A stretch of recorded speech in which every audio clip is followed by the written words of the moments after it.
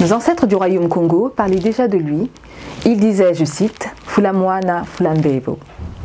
Plus tard, notre autre ancêtre Koko Kimpavita prophétisait alors que Elekadja Pemba l'a brûlée vive sur le bûcher avec le bébé qu'elle portait sur son dos, que ce même enfant reviendrait et qu'il avait une grande mission pour l'Afrique. Je retiendrai à mon humble niveau que parmi tous les êtres intervenus au niveau du royaume Congo et avec des dons surnaturels plus puissants les uns que les autres, seul lui avait été annoncé par les ancêtres et Koko Kimpavita, et que cela souligne le rôle spécial et important qu'il avait et continue à avoir sur le continent.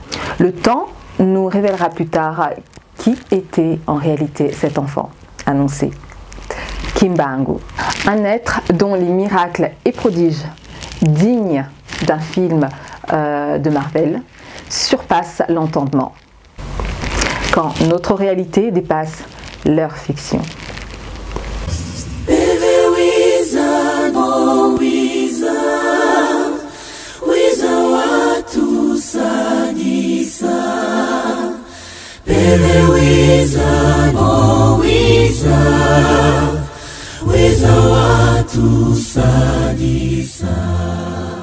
Alors que nous venons tout juste de célébrer en République démocratique du Congo le premier jour férié à l'honneur de Mvuluzi Kimbangu, ce sujet nous emmène au cœur des miracles qu'a accompli ce surhomme. Je voulais vous partager la manière par laquelle j'ai compris l'importance qu'il avait pour le continent et pour le Congo. Cela remonte à 2 ans par l'intermédiaire de Maman Jane Mwezi, dont vous trouverez le nom de la chaîne en barre d'infos. Quelques mois plus tard, alors que j'étais toujours dans le système religieux hébreu-israélite, pour ne pas dire chrétien, j'aurai la confirmation par révélation des ancêtres qu'il est la voie à suivre. Car c'est par les témoignages de Maman Jane Mwezi, qui elle-même tire ses sources de livres ou de la chaîne HD Prod Kimbangu, qui font un travail remarquable sur le sujet, que j'ai pu comprendre beaucoup. Et c'est parce que ces vidéos sont exclusivement en lingala que je voulais vous partager ce qui pour moi m'avait bouleversé d'apprendre à l'époque. Donc pour tous ceux d'entre vous qui, comme moi à l'époque, avaient juste une vague idée du personnage ou le connaissaient juste de nom, cette vidéo est pour vous. Quand il y a des faits avec, qui plus est, des témoins oculaires, les choses deviennent tout de suite plus tangibles. Dans Kimbangu, nous avons le préfixe ki. On sait que ce préfixe qui signifie énergie est notamment très repris dans le peuple bantou, tel que en Congo, Kiluba, préfixe cousin du mot du préfixe chi, notamment dans la langue Kiluba, et ce jusqu'en Asie, Japon, Chine, il est prononcé chi, aussi avec C-H-I. Quand on fait référence au Qigong ou Tai Chi, tout ont une même phonétique qui font appel à l'art de l'énergie, la force vitale, la puissance. Cela nous donne déjà une idée de tout ce que Kimbangu incarne dans toute sa suprématie. Voyons les témoignages et essayons de comprendre quel était son message et sa mission. Il a survécu à 3 noyades, l'un d'entre eux étant par la méchanceté des Kadiampemba. Il décide de l'éliminer en le faisant entrer dans un tonneau qu'ils font plonger au fond de l'eau de la rivière sur laquelle il naviguait. Et malgré cela, attaché dans le tonneau en lui-même plongé au fond de l'eau, il réussira à se détacher et sortir de ce même tonneau. Détacher, sortir de ce tonneau, remonter, pas seulement cela, à marcher sur l'eau pour revenir à la rive. Un jour, il reçoit une gifle de la part d'un garde belge. Mvulu Zikimbangu lui dit de ne plus refaire cela. Le garde, dans son orgueil, le prend au défi et le gifle encore une fois. À l'instant même, son visage a été partagé en deux couleurs différentes. Une partie est restée blanche et une partie noire. En prison, un prêtre lui apporte un dîner de pigeons.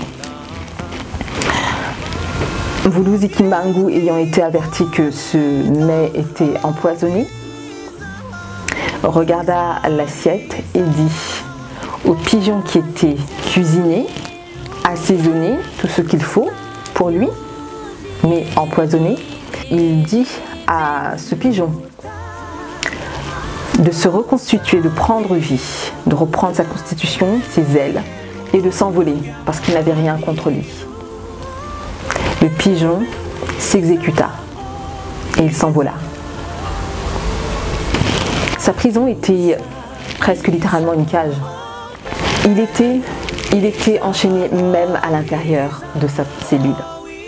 Mais rendez-vous compte que même dans ces conditions, les gens de la ville arrivaient à le voir en même temps que son physique était dans la cellule, emprisonné, attaché à l'extérieur de la ville, en train de prêcher, de faire des miracles. Lors de son transfert à Lubumbashi, il avait demandé à un des gardes s'il pouvait prendre sa douche, parce qu'il était dans une condition, voilà. Le garde refusa. Ce qu'il fit, c'est qu'il sortit du bateau. Il marcha quelques mètres sur l'eau. On est en plein milieu de la rivière. Il marche sur l'eau. Arrivé à un certain endroit, il s'arrête, il stagne, plonge sa main dans l'eau, se nettoie, plonge la main dans l'eau, prend un savon, se nettoie, replonge la main dans l'eau, se rince, replonge sa main dans l'eau, prend une serviette. Donc il a fait toute sa douche entière. Et quand il finit tout cela, il remit tout ce qu'il avait utilisé à l'intérieur de l'eau, reprit son chemin vers le bateau pour son incarcération. Et ça, c'est le témoignage d'un des Belges. Je précise cela pour pas qu'on dise « oui, c'est entre vous ». Vous dites non, c'est un Belge qui témoigne de ce miracle. Régulièrement, le gardien de nuit trouvait de la lumière, une lumière éblouissante presque, au sein de sa cellule, dans sa cellule, alors que l'ensemble de la prison était plongé dans le noir. Mais la seule cellule de Mvulu Zikimbangu était sous la lumière, et une lumière éblouissante. Chaque midi, les anges, en fait, apportaient de la nourriture à Mvulu Zikimbangu. Et les gardes, voyant qu'au niveau du mur, il y avait une échelle, pensaient que c'était des êtres lambda qui passaient cette échelle. Et les Mindélé, ne comprenant pas, pensaient que c'était les personnes de la ville qui installaient cette échelle, ils grimpaient pour lui apporter de la nourriture. Et donc ils continuaient comme ça à augmenter les hauteurs de ce mur, mais en vain. Il faut savoir que les conditions dans lesquelles il était détenu étaient absolument atroces. On parle ici de mettre du piment dans les yeux d'une personne, l'obliger à regarder le ciel, le soleil en plein midi. On parle ici de conditions telles que le fouet, chaque jour, 120 coups de fouet. Et ensuite asperger d'acide. Qui fait ça? Et surtout, qui résiste à ça? Autre fait, en travaux de détenus, l'une d'entre elles était de casser des pierres en fait pour les constructions des Belges. il se débrouillait pour que les pierres se cassent d'elles-mêmes. Un jour, avec ses codétenus, ils lui dirent qu'ils avaient faim. Ce qu'il fit, c'est qu'il leur dit de se mettre sous un pont.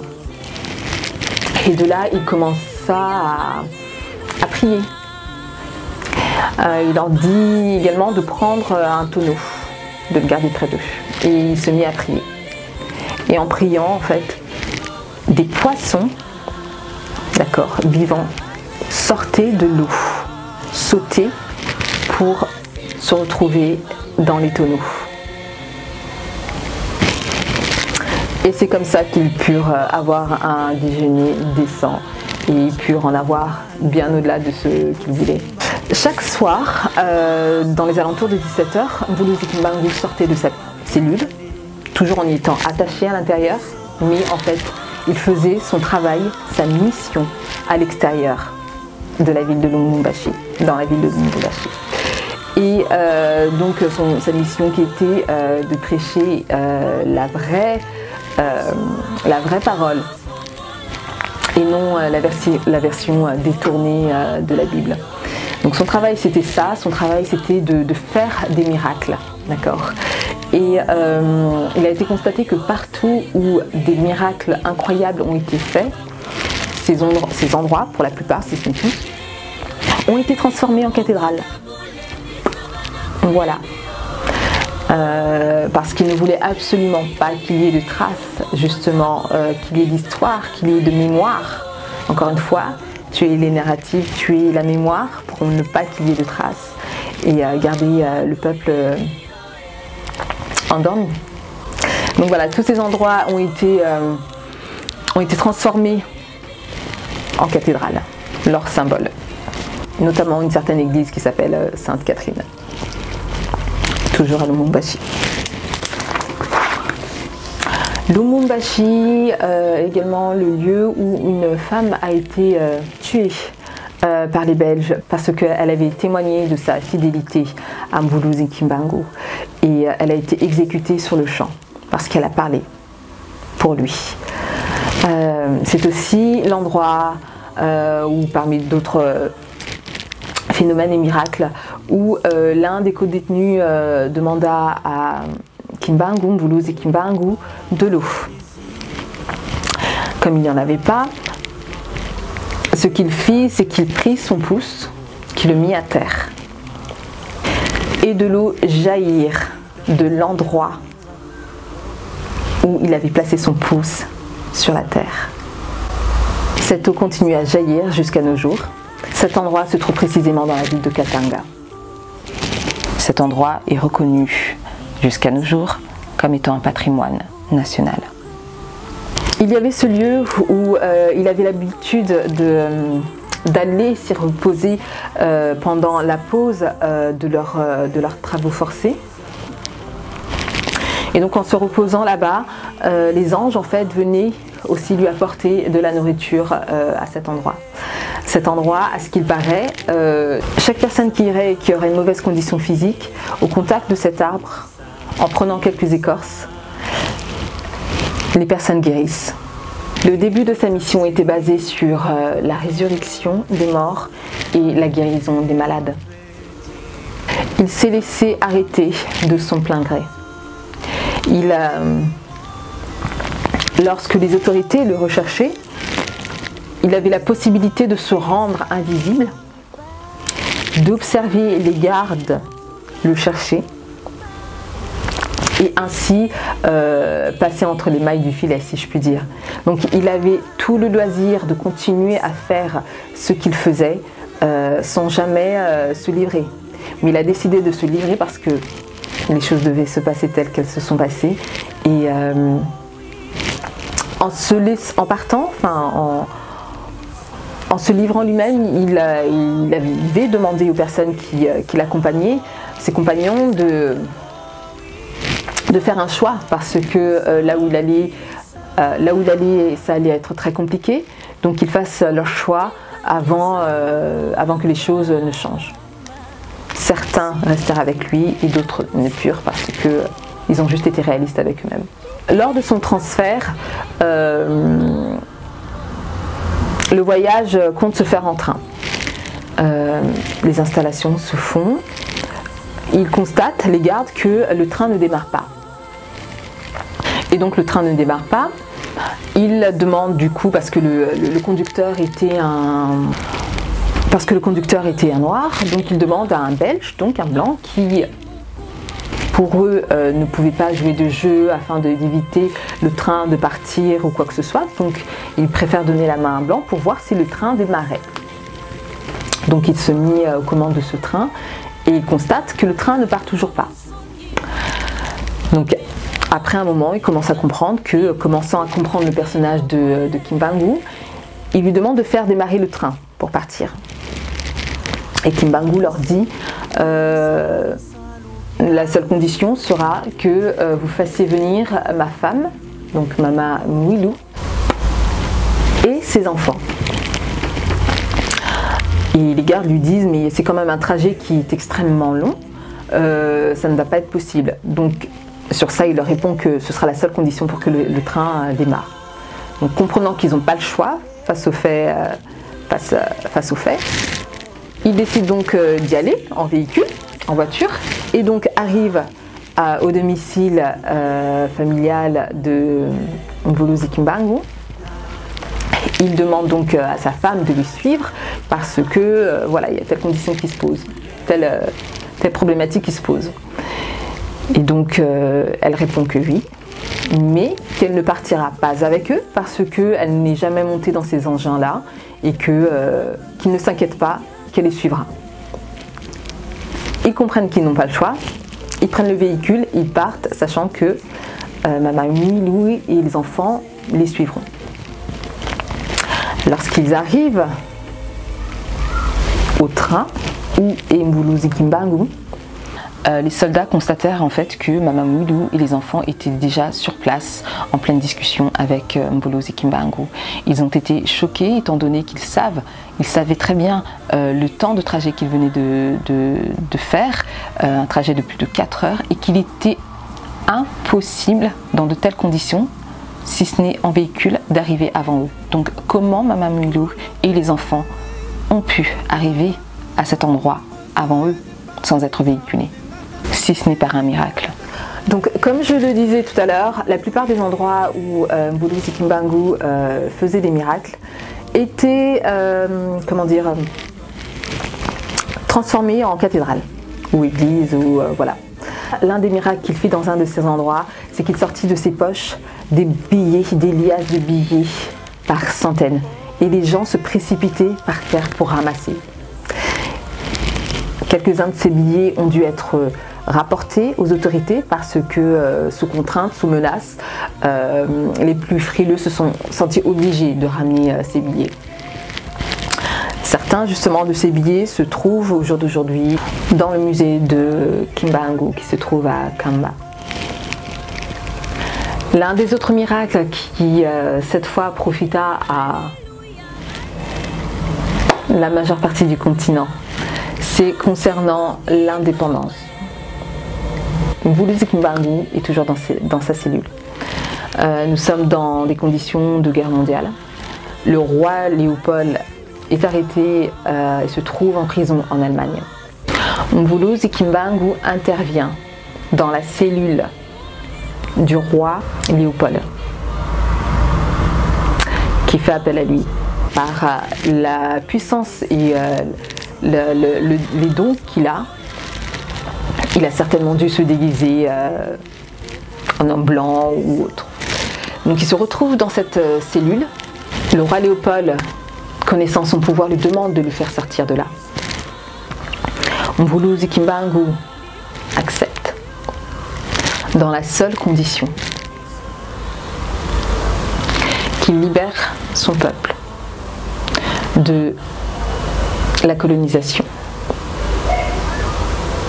C'est la condition qui a été signée. Une demande, une promesse a été rédigée de la main du roi Léopold pour accepter l'indépendance du Congo. Donc les choses se font. Il se fait libérer par condition miraculeuse par la grâce de Mvuluz Kimbangu. Mvuluz Kimbangu remettra cette copie de la lettre signée de la part du roi des Belges à Mama Mwilu. Elle gardera donc cette copie jusqu'à ce que les enfants grandissent. Quand l'un des enfants grandit, il se fait distinguer par son intelligence, il est emmené en Europe pour y faire ses études. Arrivé là-bas, il se fait distinguer et il est rapporté à la famille royale belge qui est cet enfant. Donc ils savent qu'il est l'enfant de Mvuluz Kimbangu. Donc il lui propose de l'arranger et il refuse. La seule chose qu'il accepte de leur part, c'est que soit respectée la condition qu'avait établie son père et le roi des Belges. Et le roi Baudouin, étonné de cet arrangement, alla vérifier dans les archives. Et c'est là qu'il découvert qu'effectivement, Mvuluz Kimbangu et le roi et son père avaient bien eu un accord pour l'indépendance du Congo à telle date donnée. Et donc, sous le fait accompli, il se devait de respecter cet accord. Un accord qui a tout de même dû être finalisé malgré tout avec le paiement d'une somme sortie par la famille de Mvuluz Kimbangu, par les fils de Mvuluz Kimbangu. Papa Kisolo Kele, c'est l'un de ses fils qui avait fait exécuter cet accord final entre le roi Baudouin et lui pour finaliser les choses. Les années passent, le roi Léopold meurt, Mvuluz Kimbangu n'est plus parmi nous. C'est à partir de cette condition que s'obtenut l'indépendance du Congo. Une indépendance qui ne s'obtenut pas non sans difficulté, parce que même malgré cela, c'est pour ça que nos indépendances à venir ne s'obtiendront pas avec facilité, parce que voilà, il y a toujours ces griffes qui sont là. Donc malgré cette condition, malgré cette lettre, cet accord qui avait été établi, les Belges continuaient à rester sur le territoire congolais. Donc Mvuluz Kimbangu n'étant plus de ce monde, mais voyant ce qui s'était passé, il avait déjà fait la promesse au roi Léopold que si cet accord n'était pas respecté, qu'il aurait affaire à lui. Ou du moins c'est ce que son fils avait dit au roi Baudouin du coup. Et c'est bien ce qui fut le cas en fait. L'accord n'a pas été respecté. À la suite de quoi, Mvuluz Kimbangu fit intervenir la force. La force, c'est-à-dire que sur le territoire du Congo, il s'est passé une chose qui n'a jamais pris place, nulle part ailleurs d'ailleurs dans le monde, d'après les témoignages.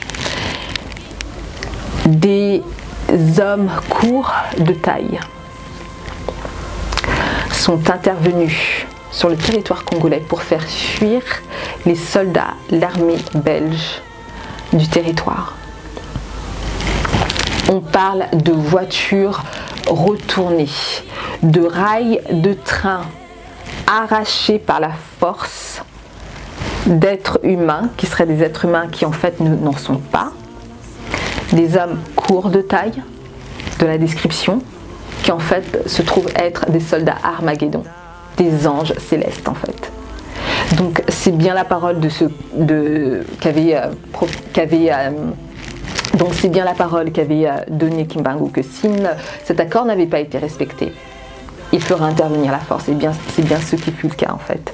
Si les Belges sont sortis du territoire congolais cette époque-là, c'est parce qu'il y a eu intervention de la force par ces soldats angéliques qui ont retourné tout de fond en comble dans la ville. Des petits soldats à la force et puissance incroyable de pouvoir soulever des chars de guerre d'une seule main et les balancer, soulever des voitures, les projeter contre le camp des Belges.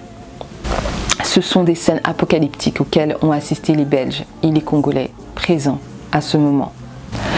À la vue de cela, les Belges ont pris peur et c'est ainsi qu'ils ont pu libérer le Congo du jour au lendemain. À partir de là, s'enclenchèrent en fait le processus d'indépendance de plusieurs territoires en Afrique. L'un des miracles qui a le plus marqué a été la résurrection par Mbuluzi Kimbangu, Mama Dina Yaku. C'est à partir de ce jour où Mbuluzi Kimbangu a fait ressusciter cette femme, après que des prêtres aient essayé en vain. Lui, il est arrivé et par sa seule parole, comme un certain Lazare dans une certaine histoire, sans qu'il ait de témoins. Avec Mbuluzi Kimbangu, il y a des témoins de notre époque qui ont pu témoigner, avoir vu cela. Et donc par une seule parole, il a fait ressusciter cette femme. Ce fut un fameux 6 avril 1921. Et c'est cette fameuse date qui a marqué l'histoire de Kimbangu et qui a été retenue comme étant le début de sa mission, mais on sait qu'il avait déjà commencé à œuvrer quelque temps avant. Donc il y a eu d'autres miracles qui ont été réalisés avant cette fameuse date, mais c'est la date qui a été gardée par l'église kimbanguiste pour marquer le début de ses missions. Dans une ville de Kinshasa qui s'appelle Lundundele, un autre miracle a encore été fait là-bas.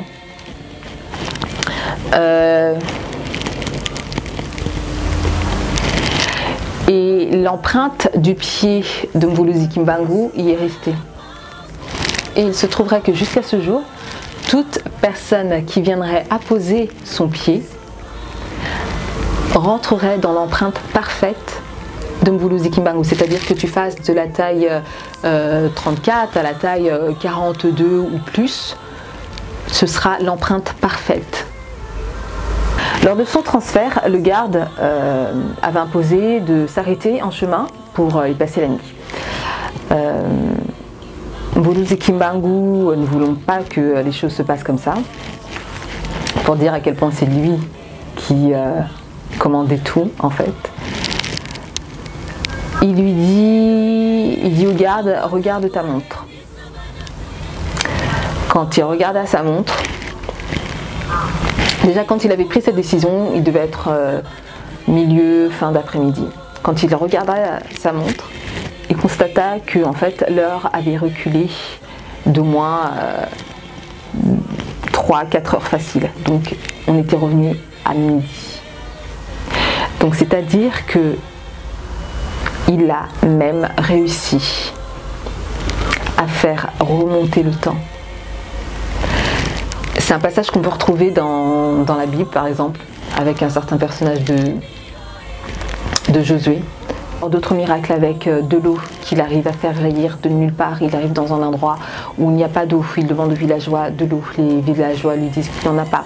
Il réussit à en faire jaillir au contact du sol. Un autre fait qui rappelle encore une fois la Bible, mais là avec témoin oculaire, il réussit à faire décupler, multiplier les aliments avec des choristes cette fois, où pour manger il n'avait que 5 kwanga, kwanga qui est un accompagnement de chez nous, avec 5 boîtes de sardines. Et les choristes lui disent, ben voilà, c'est tout ce qu'on a.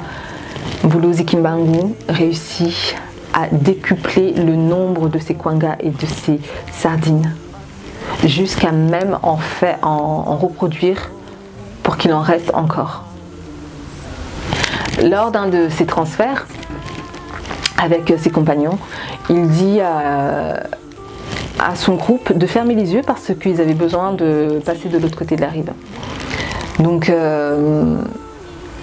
tous s'exécutèrent à l'exception de un qui ouvrit les yeux, et lorsqu'il il regarda en face de lui, il s'aperçut en fait que l'ensemble de ses compagnons et Mvuluzi Kimbangu avaient passé de l'autre côté de la rivière, de cette rivière, et que lui était le seul à être resté de l'autre côté. Il eut de multiples tentatives d'assassinat à son encontre. Des couteaux qu'on a essayé de lui transpercer, des couteaux qui se pliaient sur eux-mêmes, des tirs de balles qui en fait faisaient, l'arme faisait sortir, au lieu de faire sortir une balle, faisait sortir de l'eau.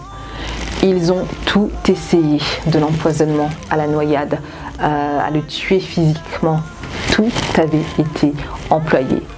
Donc c'est à partir du moment où il devenait de plus en plus clair dans ses propos, en se montrant plus actif, que les Mundele, les Kadiampemba ont compris le danger qu'il pouvait représenter pour l'Occident. Et c'est à partir de là qu'ils ont pris les engagements de l'enfermer et de l'éliminer par tous les moyens possibles, mais en vain. Ses armes, ses couteaux, ses pistolets, ses billets, ses tonneaux, toutes ces éléments qui ont porté témoin aux actions de Mvuluzi Kimbangu lors de ces miracles et phénomènes paranormaux sont aujourd'hui exposés au musée Kimbangu à Kamba. Un autre signe tout à fait marquant qui retiendra l'attention de personnes qui sont assez pointilleuses, c'est que la date, l'année de naissance de Mvuluzi Kimbangu correspond à l'année de l'arrêt de la traite négrière. C'est ici un signe qui est loin d'être négligeable. Un jour, en rentrant du travail, Mvuluzi Kimbangu revenait avec un produit qui allait servir pour le dîner de la famille, pour le soir. Il rencontra donc deux soldats. L'un d'entre eux lui demanda ce que c'était, il voulait le voir. Donc il lui présenta le produit. Et ce même soldat confisqua ce plat, qui était d'une zombo, un plat de la RDC, du Congo. À la vue de ça, Mvuluzi Kimbangu lui dit qu'à partir de cet instant, tout ce qu'il mangera se transformera en zombo. Et c'est ce qui fut le cas. Le deuxième soldat qui était avec lui et qui ne l'avait pas porté défense eut le sort de se retrouver transformé en femme. L'homme au sort d'une zombo a été maudit jusqu'au jour où il prit la décision d'aller auprès de l'un des fils de Mvuluzi Kimbangu, Papa Diangenda, et de lui demander pardon. Et à partir de là, ce sort fut levé. Mais jusqu'à cet instant, tout ce que cet homme mangeait se transformait en zombo. Est-ce que vous imaginez un peu le calvaire?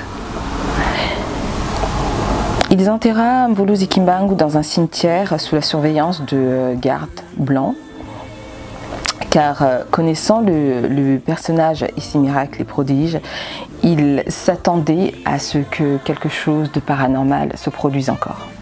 Donc il le mit sous la garde de soldats belges. Et cela n'a pas manqué. Le troisième jour, après son enterrement, un petit garçon sortit de la tombe même de Mvuluzi Kimbangu. Ce même garçon prit la route et marcha dans une rue jusqu'à disparaître devant les soldats qui ont assisté de leurs propres yeux à cette scène. Les mêmes soldats, choqués, retournèrent auprès de leurs responsables et leur raconta tout ce qu'ils avaient vu, toute la scène.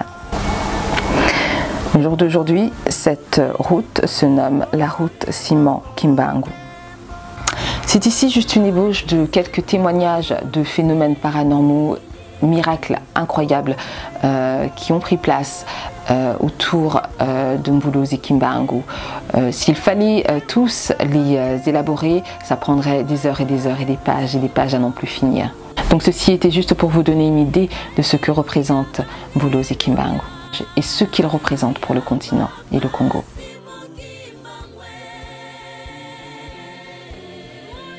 Il écopa d'une peine d'emprisonnement à vie, mais il décidera d'en faire 30 dans des conditions de torture quotidienne atroces. Les conditions autour de sa mort restent mystiques. Toujours est-il qu'il a de lui-même conditionné le jour, l'heure et la seconde précise à laquelle il quitterait ce monde. Et c'est bien ce qui fut le cas, d'après le témoignage de ses co-détenus.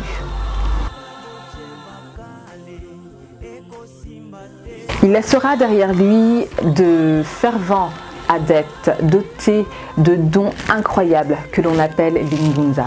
Malheureusement, la chasse aux sorcières instaurée par les Kadzia-Mpemba a décimé une bonne partie d'entre eux. Ceux restants s'efforcèrent de continuer l'œuvre de Mbulozi Kimbangu en demeurant dans un état d'esprit de fraternité, unité, amour que l'on appelle le Kintwadi. Il laissera des prophéties qui se sont réalisées et d'autres sont en train de prendre place pour voir le jour. Des prophéties telles que l'homme noir deviendra blanc et l'homme blanc deviendra noir, voulant par ici dire que les tendances se renverseront et que l'Afrique retrouvera sa souveraineté et inversion des richesses et pouvoirs matériels entre le blanc et le noir. Une autre telle que beaucoup d'entre nous retourneront sur le continent, pendant que d'autres malheureusement ne parviendront pas à y revenir et reviendront dans des boîtes voulant dire des cercueils. En tout cas, il n'a certainement pas laissé d'église. Mais d'où vient l'église kimbanguiste alors, vous me direz? C'est ici que l'on comprend qu'il y a une supercherie. Quand on constate que son nom Kimbangu est lié à ce contre quoi il prêchait, à savoir JC, devient subitement l'étendard de son église, et que cette Bible contre laquelle il enseignait, en l'interprétant à la manière de sa vérité, est la raison principale de son arrestation, même si les pères fondateurs de cette église, qui sont ses enfants, détiennent des vérités cachées, du vrai sens de cette institution, qui légitimiserait son existence, lui rendant ainsi son intégrité en se dissociant du fameux personnage de Jésus. Jusqu'à présent, d'un point de vue extérieur, tant que nous ne connaissons pas les tenants et les aboutissants et les soubassements de cette église, proclamée par les fondateurs se dissociant du système du christianisme, cela paraîtra toujours comme une manipulation de plus de la part des Kadzia-Mpemba. Ce afin de manipuler le message de fond de Mbulozi Kimbangu. Que l'homme noir doit retrouver sa maturité spirituelle et matérielle.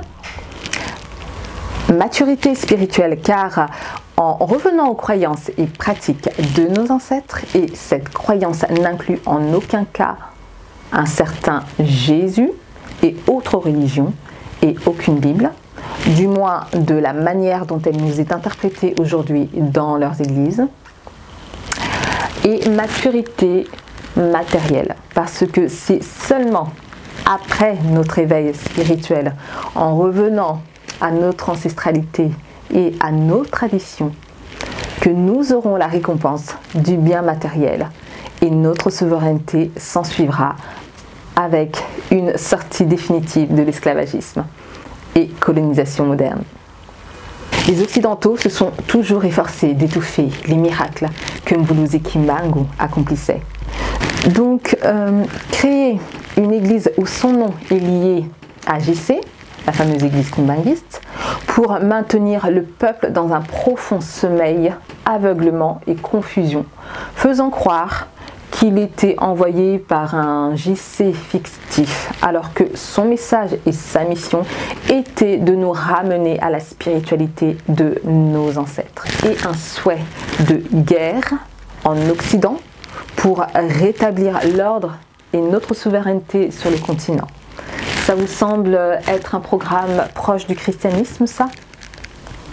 Après tous ces témoignages, si nous ne voulons pas faire comme les Kadiampemba, apprenons à l'honorer et n'ignorons plus ses œuvres, car cela participe à étouffer son message, ce qui a toujours été la volonté de l'Occident. J'imagine que, comme dans d'autres parties de l'Afrique, nous avons accueilli des êtres aux capacités surnaturelles incroyables. Mais il faut reconnaître qu'une telle concentration de personnalités aux dons surhumains et incroyables dans une seule partie du globe, qui est le Royaume Congo, avec des noms comme Simao Toko, tué en se faisant hacher le corps tout entier par un tracteur et se ressuscitant en se reconstituant le corps tout entier, en quelques minutes, juste après que cela soit arrivé, sous la présence d'un témoin oculaire belge qui plus est, d'autres personnages extraordinaires tels que Papa Mpadi, Papa Toalan, Papa Masambukidi et les autres, aux dons tout aussi extraordinaires les uns que les autres, de grands initiés qui peuvent envoyer se raviver les super-héros fictifs d'Hollywood. Nous pouvons commencer à nous poser certaines sérieuses questions sur la signification d'un tel endroit sur la carte, et notamment en Afrique. Je vous encourage à vous procurer ce livre que Maman Angel Mwezi recommande sur Mbuluzi Kimbangu, dont le titre est Victoire de l'homme en pagne dans 42 pays. Un ouvrage pour vous rendre davantage compte de l'importance et l'ampleur de ce que représente Mbuluzi Kimbangu et l'impact qu'il a eu et continue à avoir pour Tachupa.